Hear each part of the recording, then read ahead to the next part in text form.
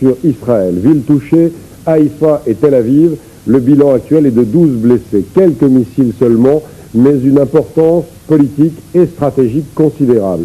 Si les Israéliens ripostent, vous savez que plusieurs pays arabes, comme la Syrie, ont toujours menacé de changer de camp. En tout cas, l'opération Tempête du désert continue, un peu plus au sud. Les raids aériens américains sur l'Irak sont toujours aussi massifs. Nous ferons le point dans un instant avec des reportages, des documents filmés dans la nuit sur place par nos envoyés spéciaux. D'abord, ce que tout le monde redoutait, l'attaque irakienne contre Israël, l'alerte au gaz chimique, mais heureusement, il n'y avait pas d'ogive chimique cette fois dans les missiles. Marie-Claude Slick. Les autorités israéliennes avaient réagi hier avec mesure à l'annonce des sévères bombardements sur les sites stratégiques irakiens.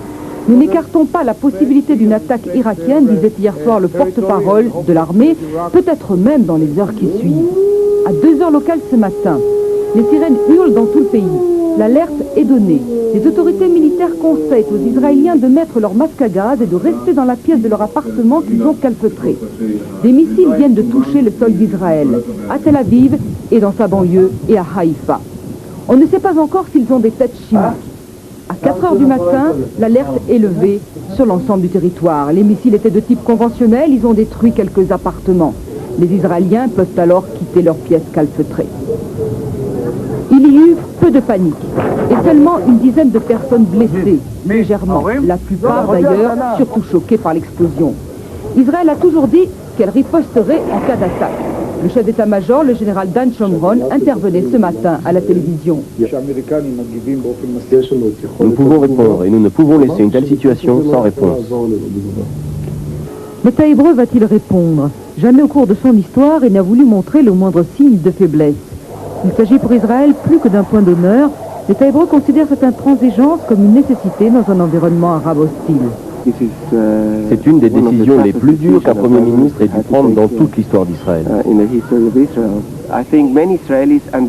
Je pense que beaucoup d'Israéliens comprennent le problème qui se posait nous avec une intervention.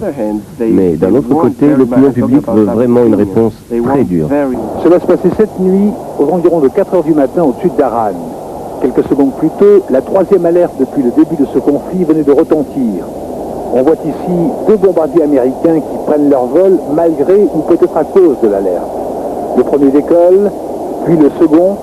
Le caméraman repère alors sur sa gauche la trace d'un missile tiré depuis l'aéroport.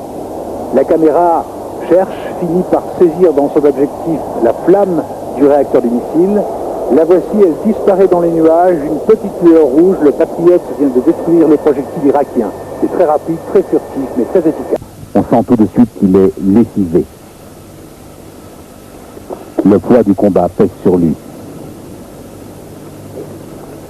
Sur ses joues, les marques noires imprimées par le casque sur la sueur.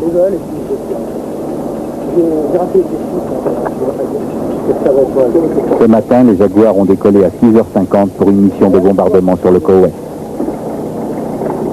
Le premier résultat, les gens sont rentrés sains et saufs et les appareils sont rentrés sans avoir été touchés. La mission était de détruire un dépôt de munitions au Koweït.